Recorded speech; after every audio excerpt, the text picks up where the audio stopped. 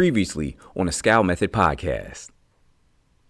Your central nervous system is kind of the culprit here when it comes to phantom stiffness, right? So what happens is our brains will interpret or misinterpret signals that are coming from our muscles and our joints, and then that'll lead to a subjective feeling of stiffness. Again, without there ever being a mechanical issue or a structural issue.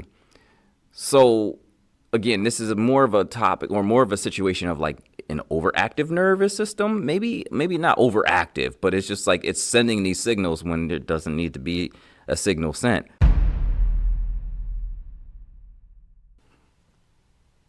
All right, what's up, y'all? What's going on? Listen, welcome to episode number 29.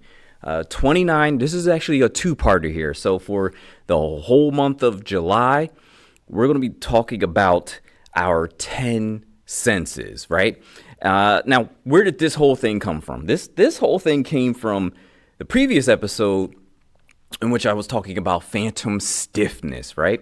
And it's something that I've experienced. I know plenty of my clients have experienced. I know plenty of you all have experienced it, where you will feel stiff or tight, but primarily because it's a nervous system thing as opposed to an actual structural muscular thing or a ligament thing or a tendon thing, right?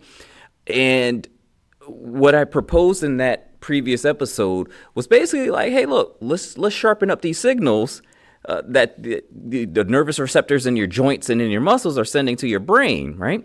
And I gave different methods for that. So after I did the episode, that didn't really stop. The studying didn't stop at all. So I was digging even more into it as time went on. And I ended up on dealing with, proprioception. And I was doing this deep dive on proprioception, and I'll describe more as this episode goes on, right? But I was digging into that, and that just opened up a whole separate world of senses. So then I was just like, okay, you know what? I think it's time to do a deep dive into our senses as a whole, and then how that relates to, the Scowl method, right? Because there are some very, very strong links between this method that I use, this method that I do, that I've perfected over, the last 10 plus years, and, how do I want to say it? The process of you becoming more sensitive to the signals that your body is sending and the signals that your environment is sending, right? So it all goes hand in hand here. So this episode, again, a part one of part two, going over the 10 senses. I don't have a fancy schmancy title for it yet, but you'll see it by the time we go to, drop this off. But it's like, I'm going over each of the senses, including the ones that people call the 6th, 7th, or 8th sense. And there's some, I take some positions concerning some of these senses that you might find interesting, right? What's going on, everybody? Hope you're doing well out there. I'm Coach Evan. This is Say Cheese and Lift Studio, and you're listening to the Scowl Method podcast, your one-stop shop for not only physical fitness, but mental fitness, emotional fitness, and spiritual fitness. This is a big one. Let's work on our senses a little bit here. Let's go.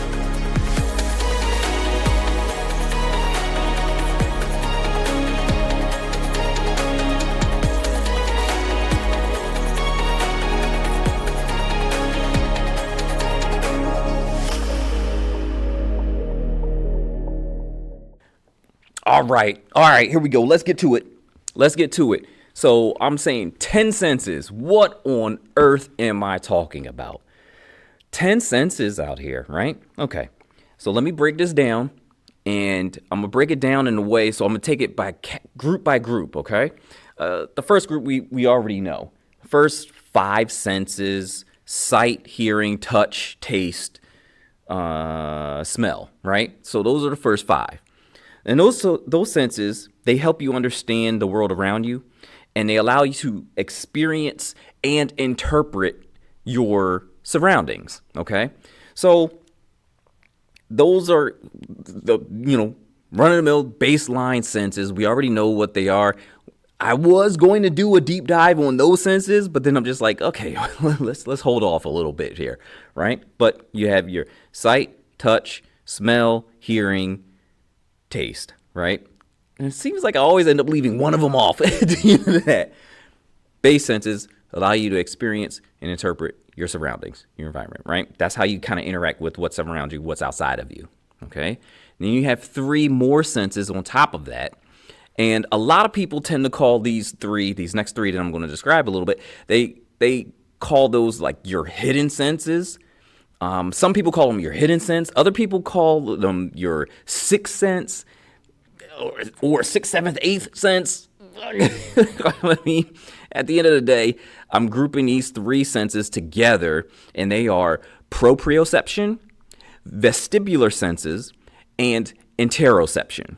And those 3 I group together. I actually like to call them your hidden senses. And basically what they do, they help you understand your body and your internal state, okay? So put a pin in that right quick. Hold that for me right quick. No, put a pin in that for a second, because we're going to go back to that. And that's where we're really going to start to, unpack this whole thing, okay? So finally, we have 2 senses, and I have a feeling I'm going to get some pushback here.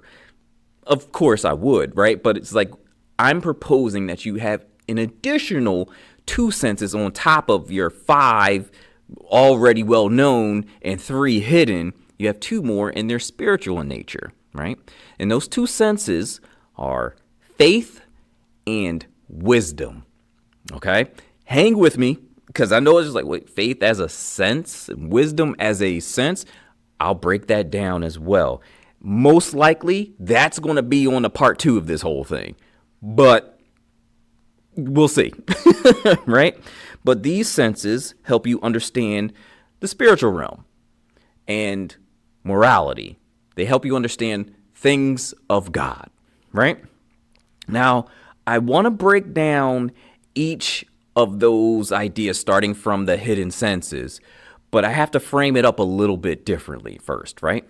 So there's 2 more concepts that I want to bring up here. The first concept is perception, okay? What I'm saying perception is in this episode, in this case right now, and this is how I'm framing the whole thing up, perception is the mostly conscious use of the senses. Okay? To perceive something is to become aware of it. Now, the second concept I want to discuss here a little bit, and there'll be more later, is intuition.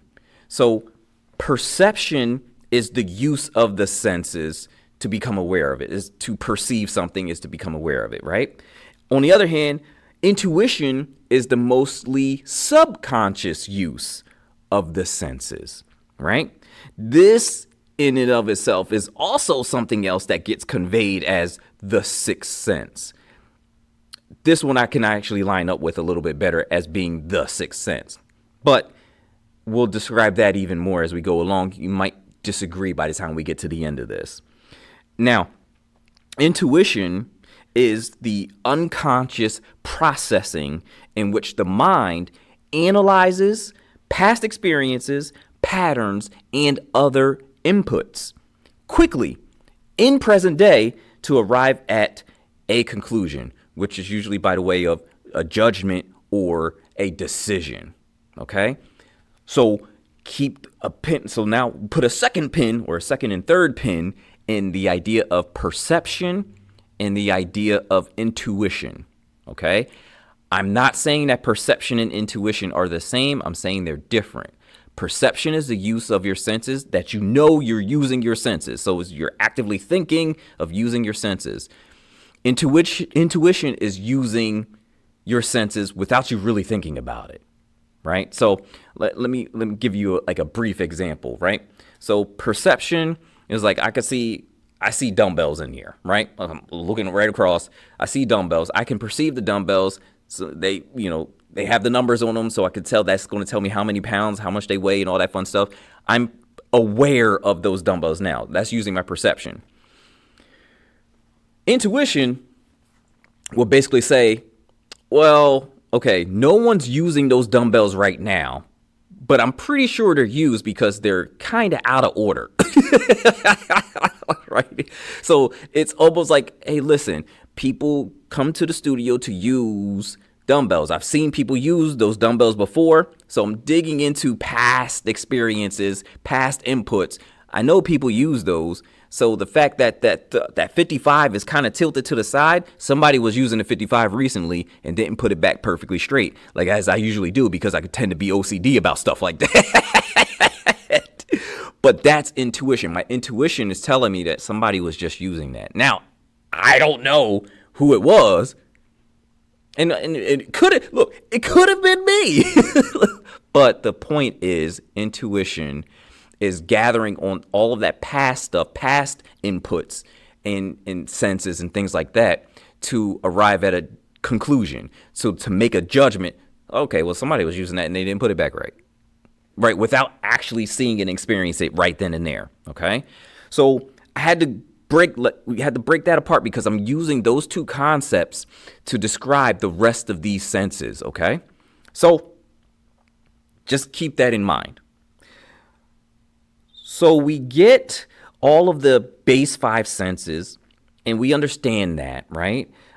So let's start with the hidden senses. And the first one of the hidden senses, and pretty much kind of like the one that started this whole thing, this whole process again, right, is proprioception. Okay, proprioception is the sense of your own body position and movement in space, right? So it's that sense that you basically get when you walk, right? You don't have to look at the ground to, well, some people do, but you don't necessarily have to. You can look forward, not see the ground, and still be able to maintain balance and walk, right? You know that you're planting your foot on the ground and you're moving forward, right?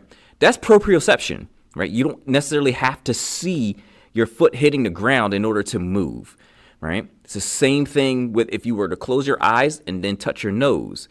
The only reason you know that you can close your eyes and touch your nose without seeing your nose is by way of proprioception, okay?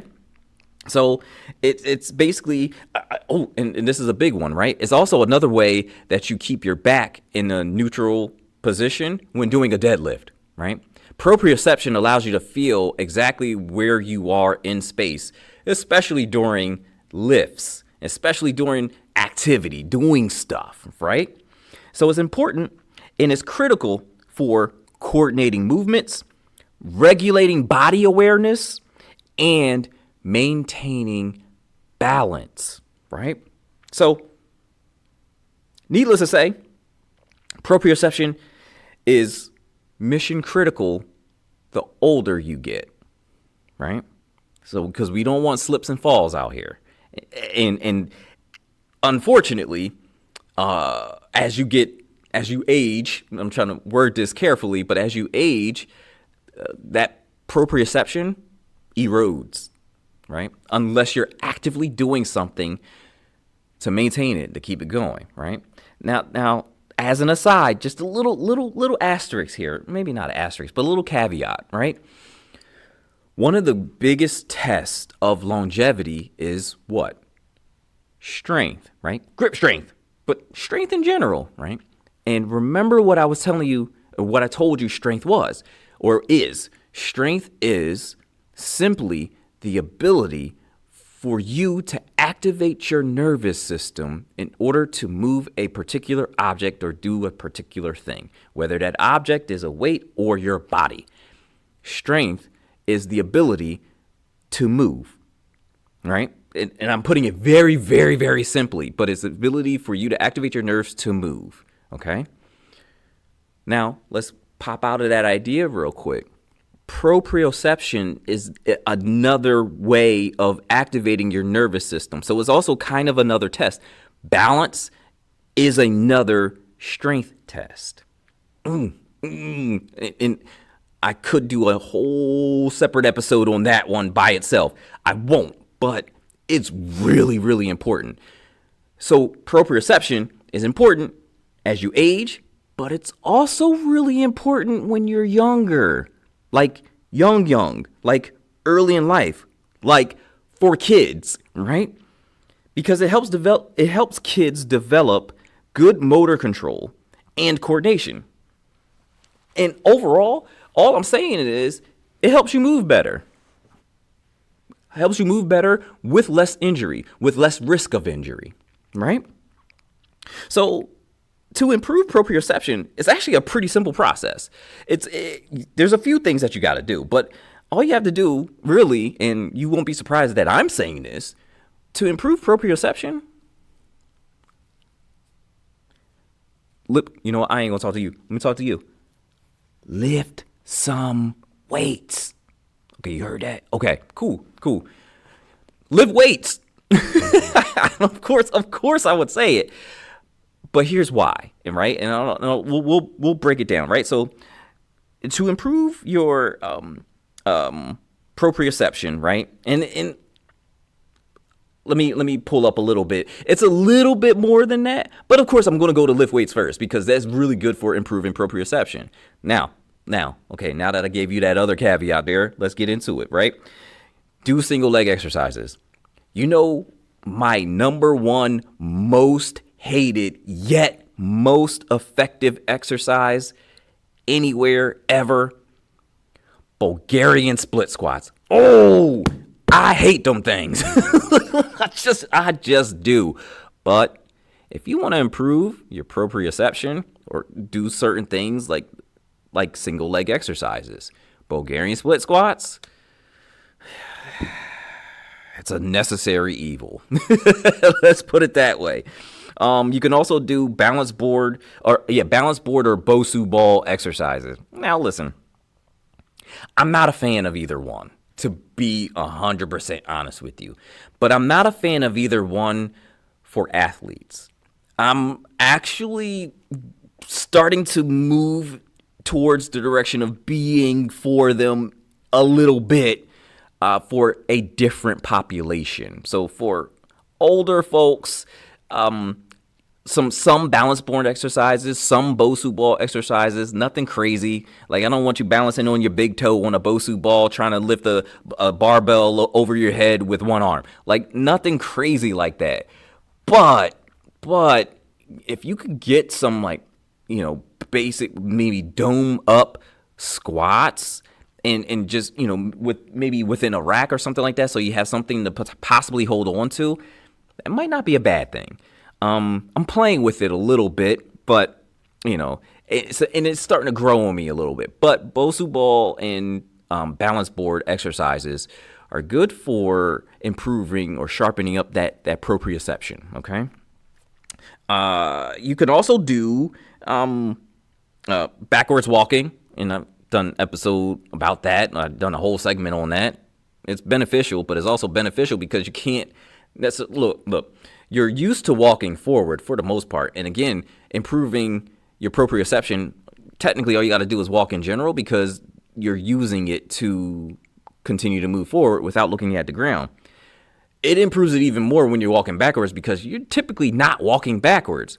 So it's like you walk backwards, still keeping your head up. You can't really, you want to turn around and look the whole time? Like, you're not going to turn around and look behind you when you're walking backwards, right?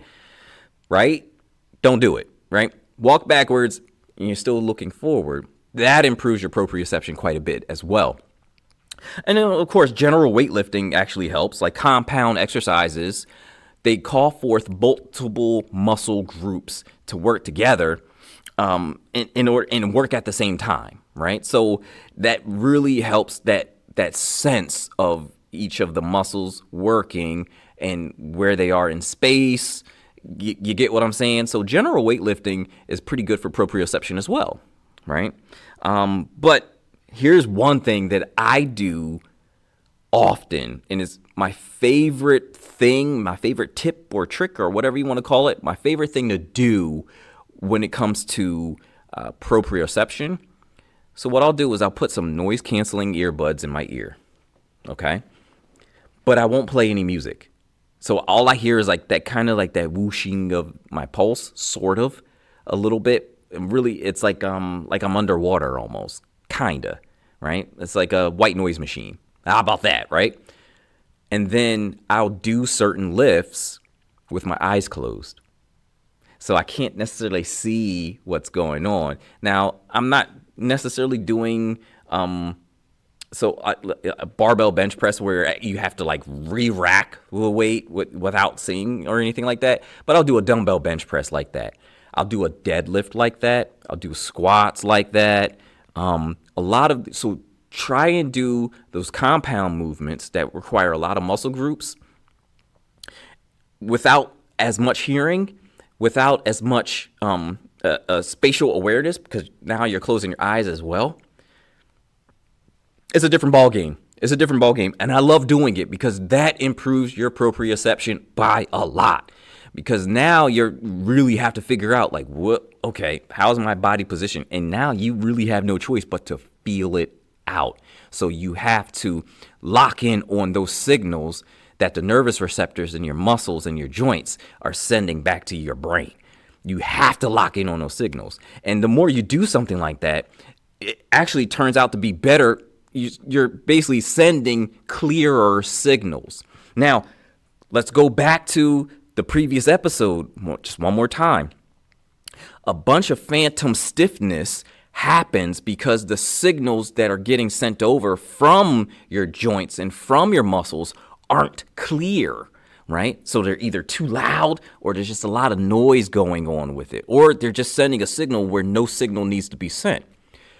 By clearing up that signal, by taking away certain other senses and really, really feeling out those muscles and practicing that again and again and again, you sharpen up that signal. It almost eliminates that idea of phantom stiffness, or it does a really good job of doing it, okay? So I do this often to feel better. And it surprise, almost to my surprise, because I initially started doing this years ago when I was having I just had this weird pain in my lat, and I don't know what it was, and it would always tighten up, and it was just and I couldn't even feel it for a while, where I couldn't activate that lat again. So I went through this whole process of trying to get that lat to activate again, and so I could feel it again. And part of that process was feeling the muscle, closing my eyes and eliminating as much sound as possible and working that muscle. It is a different experience, but it's one that I can attest to, and I have plenty of clients who can attest to the very same thing. It works. Okay.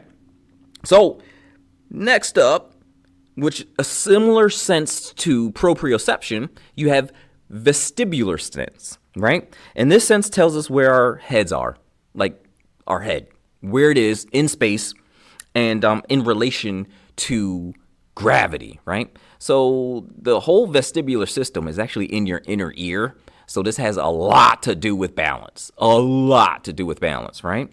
So it's crucial for understanding head position and head motion, right? And I'll get to it, but it makes it crucial for maintaining balance and maintaining coordination, right? In order for proprioception to develop, this sense, vestibular sense, kind of has to develop first. So to improve this sense, there are a few tips. There's one. Yeah. So while walking, do head movement, right? It's kind of a weird thing, but I had a couple people try it and they didn't, they kind of looked at me like I was crazy, but they didn't realize how hard it was. For some people, it's super easy. Like I had my son try it and he was just like, why am I doing this? So basically it's walking without looking down or anything like that, but you're moving your head up and down, nodding or going side to side, but still walking forward, right? That kind of trains the vestibular sense, right? It sharpens it up a little bit so that you can still maintain balance even though your head positioning is changing, right? There's another exercise that you could do which basically says you could focus on, so this is kind of a two-parter, but you focus on a fixed position while your head is moving. So I'm focused on the middle of this camera right now, and I'm like, okay, moving my head, moving it around, right? That's a really good one too, right? With that, you also, let me backtrack a little bit. Because that head movement that I just did there, does it look familiar at all? I mean, it might not because it wasn't really, really good, but think about it this way. I'm looking at the camera, I'm keeping my eye focused on the camera, and I'm moving my head around, moving it around. You know who does that the best, the absolute best? Because what this does is it improves that kind of that brain to eye coordination. You know who does that the best? Boxers, right? Now, careful there. The training to box, absolutely great for a vestibular sense. It's great for that coordination. It is top notch. It's next level. The actual boxing, though, actually erodes your vestibular sense because you're getting punched in the head. So maybe take the boxing training without actually taking the boxing punches to the face. Right? But if you're focusing on a fixed point while moving your head and improving that brain to eye head coordination, basically, that's working the whole vestibular system, right? Working that whole system is training it, is sharpening it up. And again, you'd be hard pressed to find somebody who's more coordinated and who has better head movement than a boxer, right? And you know, well, you can argue some boxers might not have it as great, whatever, but you get the point. In a general sense, boxers have that coordination down, okay? So you take the coordination building, and this is kind of a tip here, right? Take the coordination building efforts of a boxer, put that into your program. Watch you not get better in general and move better in general. This is why I love boxing so much. I do love the art form of boxing. I love the art of boxing, right? It's a chess game, even though people think you're just throwing punches and you're trying to knock somebody down. They call it the sweet science for a reason. I love it, right? But I love that training for it too, right? Me being a trainer nerd, I love boxing training. I love that training to get into the ring. It's just different. It's different. And in many cases, it's good for you, right? So you have proprioception, you have the vestibular sense, and the last of the what we call hidden senses is interoception.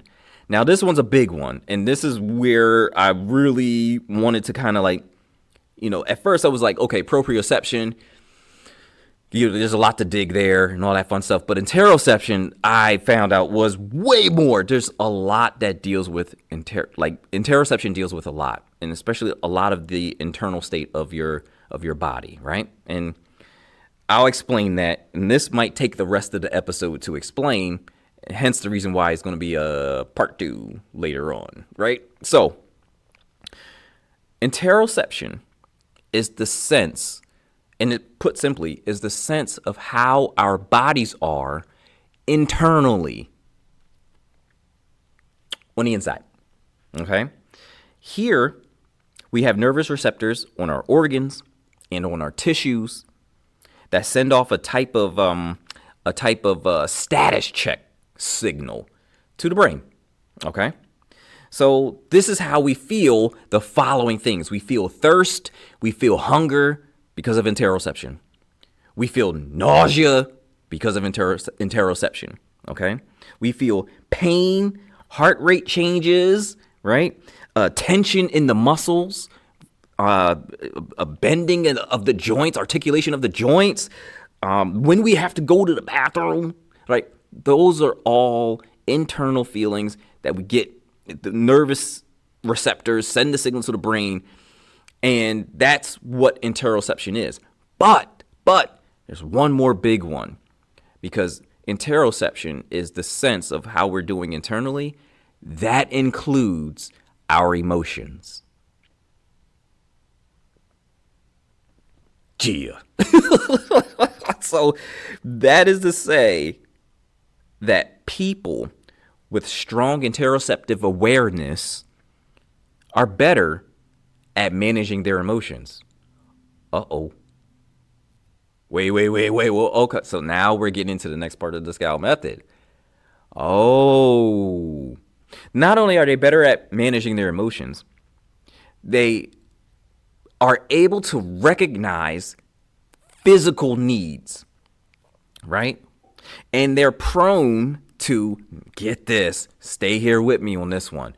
They are prone to making healthier choices, both physically and mentally. Let me run that one more time. I'm going to run that one more time. People with strong interoceptive awareness are better at managing their emotions. They recognize their physical needs, and they're prone to making healthier choices, both physically and mentally. Interoception is important. Strengthening and sharpening your interoceptive skills and your interoceptive awareness, strengthening that sense is super important. That's mission critical. Straight up, right? So people with strong interoceptive awareness, they're aware of the thoughts they have, and they're aware of the slight changes their bodies, the slight physical changes that their bodies make. So they could feel the change in heart rate when they get angry. And they can identify anger with that faster heart rate. But they can also tell the difference between anger and being nervous, being anxious, even if their heart rate stays the same. They are keenly aware of the slightest changes to their bodies. They can feel how much air they have in their lungs. They can feel their lungs expanding, and that last little bit where you expand just a little bit more, when you're taking that last sharp, they can feel that. They can feel some of the craziest things. So I've spent years trying to get that sense, to sharpen up that sense, because it leads to a lot, and it's part of managing your emotions. Part of managing your emotions is, I'll get there. I'll get there. So training or fine-tuning this sense is like, I compare it to reducing the noise of a radio signal. It's like the difference between listening, if people still listen to the radio. Everybody listens to digital radio, whatever, Spotify, this, that, and the third, whatever. But it's like the difference between listening to AM and FM radio. FM radio comes over a little bit more clear than AM radio does, right? AM radio sometimes comes over with that little bit of fuzz. So that's what I training your interoceptive awareness helps you become more aware in general, right? It cleans up those signals though. So now you're sending FM radio, and then you're sending like FM stereo signals, right? Right? So much of this training is in at least in this area, is to get you to notice all of the internal sensations that you would normally feel, and to clear up those signals that's being sent between the receptors in your brain and back. That feedback loop is, you're basically training to clear that up as much as possible. Okay? So you want to start with some basic breath work. That's it. Just start with breath work, right? Simply breathe. And now I'm not talking about like Wim Hof method type breath work. What I'm actually talking about is a just like regular breathing. I want you to notice what it feels like to breathe. All right, and here's the thing, we're often going through our lives and we're just running and gunning, just going, just bang, bang, bang, one thing after another, we got to get this done, boom, boom, boom. And we rarely stop to notice anything. We rarely stop to notice any of the senses. Like, we rarely really stop to enjoy stuff, right? So here I'm asking you to slow down a little bit, really feel yourself breathe. Feel your lungs with air and feel that, right? So it's just like you want to start there, right? Notice the air going in through your nose. Notice your chest expanding a little bit. Notice your belly expanding. Wherever you feel like breath, that's what I want you to lock in on while breathing. Just regular breathing. You don't have to do this, the deep, you don't have to get dizzy. You don't have to do any of that. Just regularly breathe and feel it. Notice the sensation of breathing. That's what I mean by the breath work, right? At least breath work to improve your interoceptive awareness, okay? Next thing you could do is do a body scan. Slowly and, okay, I'll mention that. So slowly and intentionally bring your attention to each part of your body. Muscles, joints, organs, all of it. And just go one by one. Feel each thing out, right? Do a scan. Take note of the various sensations you feel, whether that's just like complete relaxation, whether it is pain, whether it's tightness, phantom stiffness, whether it's something, feel it out. Recognize what it is in every single part, your whole body, your entire body, right? So that brings me to another point though, right? Do you know who has really, really good interoceptive awareness? Well, the obvious one is people who meditate, right? Because this is a form of meditation here where you're doing a body scan and you're feeling out each muscle in each part of your body, each organ, right? People who have really good interoceptive awareness typically meditate. But you know who else? And I'm not so sure this is common knowledge.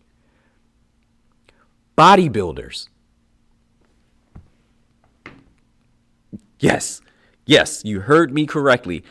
Bodybuilders. Why do I say that?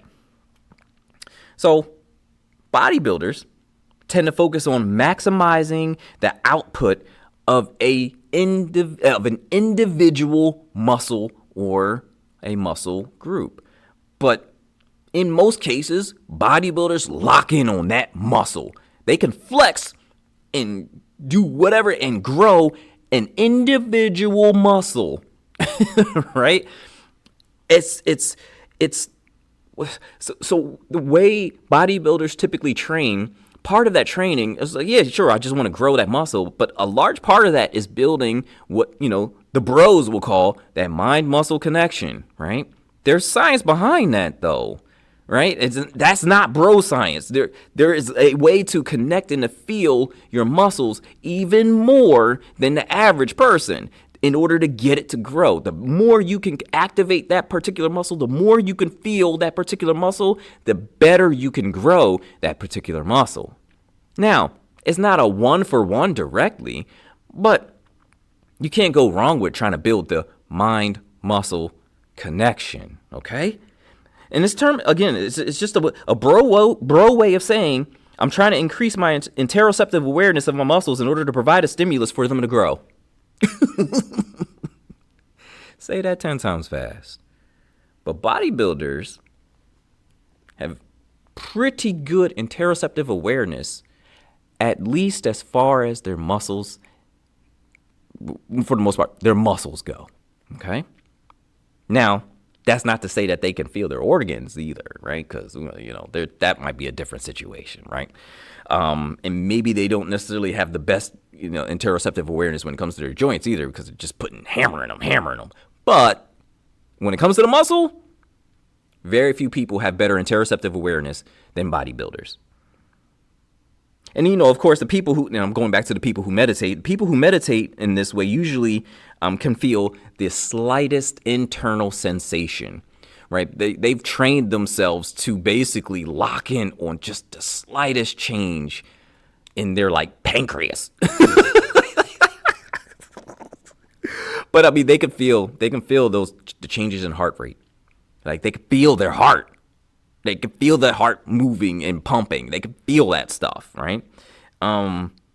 It's very interesting, a very interesting concept. And those groups of people definitely have that interoceptive awareness kind of pegged down, right? So another thing you could do, and speaking of heartbeat, is you could track your heartbeat without, touching your pulse, right? So you're in that meditative state again, right? Well, I guess you don't really have to be in a meditative state per se, but you're feeling those sensations in your body and you're slowing down on your heart. And you're just like, okay, feel your heart rate, right? And this is how there's this thing called cardiac awareness, right? A lot of people can't feel when their heart rate or when their heart is just pumping really, really, really, really fast, but they notice all the other sensations that come with it, right? And the only way they actually can feel it is through their pulse, right? They might be bulging out of your neck and they're just like, oh man, okay, I must be, right?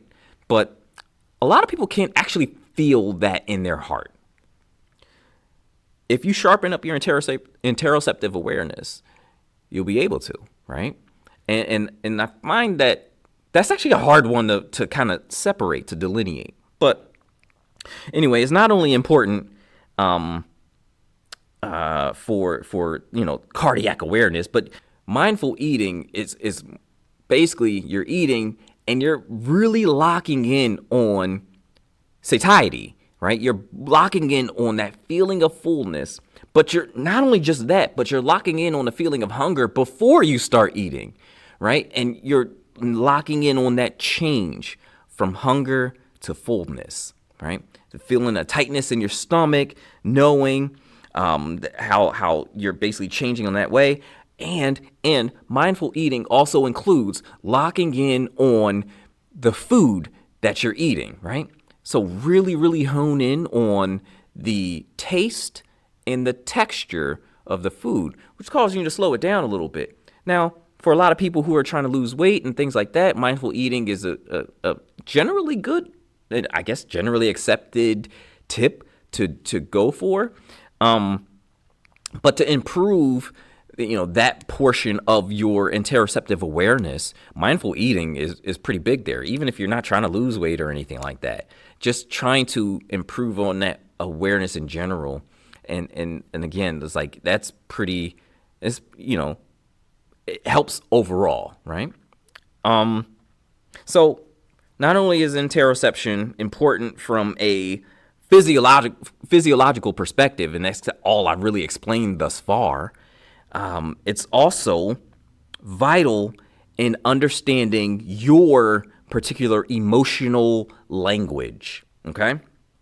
So I guess in short, what I'm saying is interoception is emotional intelligence. Like that's what emotional intelligence is. Remember I don't remember the number. I have to put links in wherever links go, right? But I did a segment of an episode that talked about corrupted empathy, right? And when I talked about the episode on a sound heart, I went over the idea of emotional intelligence. And what I did there, or what I was saying with that was, you can't reach out and have like that empathy for someone else if you don't really have emotional intelligence. And emotional intelligence is really based on your ability to understand your own emotions. So interoception is emotional intelligence. You are understanding how you feel emotionally, because that's all on the inside, right? So it's recognizing what you feel and why, all the while linking the changes in your emotional state to the changes in your physical state. So earlier I mentioned where it's just like, hey, look, your heart rate might go up a little bit, but that's because you're angry. But it also could be because you're nervous or anxious, like I said. So it's just like either you're angry or you're anxious, but your heart rate goes up either way, and you'll be able to tell the difference between the two, because interoceptive awareness allows you to delineate the difference between those two things, or those two occurrences, those two emotions. Okay? So not only is interoception important from a physiological perspective, and that's all I've really explained thus far, it's also vital in understanding your particular emotional language. So what are some good exercises to do to sharpen this awareness? All right. To sharpen the emotional side of interoception. First, think about where on your body you feel certain emotions. Like for me, personally, I feel anger in my gut. It's a rush in my stomach, and I'm just like, oh, I feel anger in my gut. It's weird, right? So it's just like, dude, some people feel anger in their head, and they feel like that pulse going, that the heart rate speeds up and everything like that, but they get so hot and they feel like their forehead gets hot, literally. Right? So think about where you feel certain emotions, because not everyone feels the same emotions in the same place, right? So for you, you have to figure out where you feel those certain emotions. One person, again, I just told you about where they feel anger and all that fun stuff. So for you, you want to feel out where you feel those certain emotions. Some people, so I feel anger in my gut. Some people feel anxiousness in their gut. I don't feel anxiousness in my gut. I actually feel anxiousness, like it's weird, in my neck, right? Because that pulse is just. So whenever I'm nervous, I just my neck gets tight. Look, it might be weird, right? But everyone has a difference. Well, now some people, that's not to say that some people they don't feel certain things in the same area, right? Like, next thing, at the same time, you want to be able to, now, once you understand what you, like where you feel certain things, right? Like I feel anger in my gut. Once I understand that, I want to be able to, and you want to be able to link the physical sensation with the emotion clearly, right?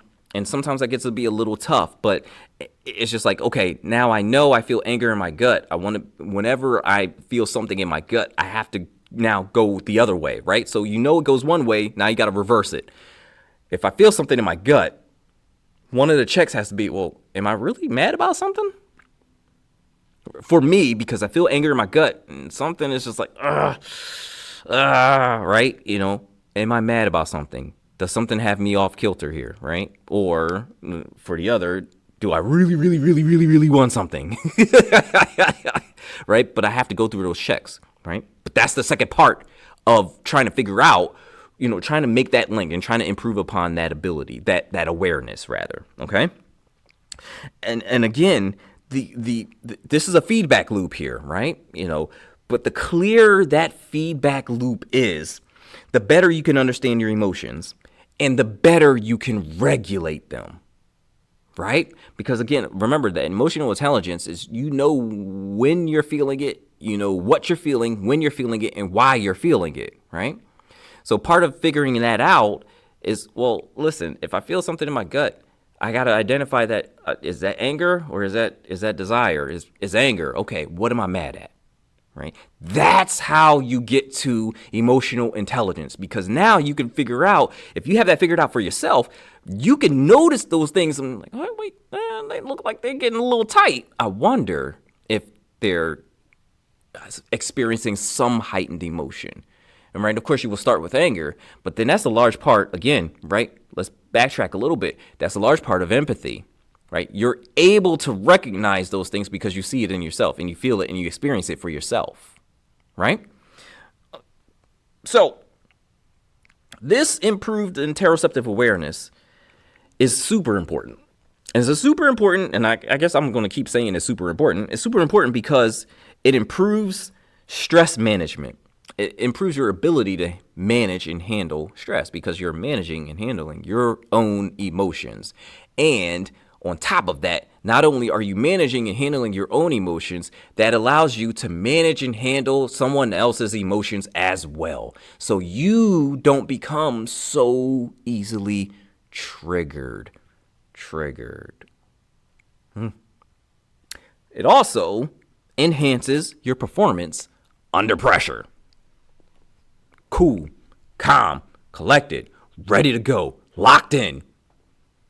That's all interoceptive awareness, right? Finally, it leads to greater resilience, especially of the emotional and spiritual kind, which basically means you're going to go through life. Life is going to throw us punches. You don't get knocked out by every single punch on the emotional side. You're, again, able to stay calm, cool, and collected through life, managing your emotions, being able to make sound decisions, sound judgments. That's another sense, though, but we'll get there. So all of those three combine into the hidden senses. So once again, you have proprioception, and that's the feeling of your muscles in your joints, tendons, ligaments, where your limbs are essentially in space. That's a sense, right? You have your vestibular sense, your head positioning, where your head is in space as it relates to gravity, right? And then you have interoception, which is a doozy. But interoception is all internal. What is your internal state, both physically and emotionally? Those combine for your hidden senses, or what some call your sixth sense. But I'm looking at them as three separate senses because they kind of are. They're linked in some ways, for sure. But for the most part, they're separate. Okay? Those are the hidden ones. Next up, we have your two and final two senses, the spiritual senses, faith and wisdom. Well, there you have it. That's episode 29, part 1 of the 10 senses, right? Part 1 here, we went over the idea. So there's the base 5 senses, sight, touch, smell, hearing, taste, right? And we didn't really dig into those, but then there's 3 that we call hidden senses: proprioception, vestibular sense, interoception. We dug into those, and that took a whole episode worth of just digging into those, right? And then what I'm saying on the next episode, and I'm going to run through this I'm probably not going to run through that real quick, but the last 2 senses I'm saying are the spiritual senses, and those are faith and wisdom.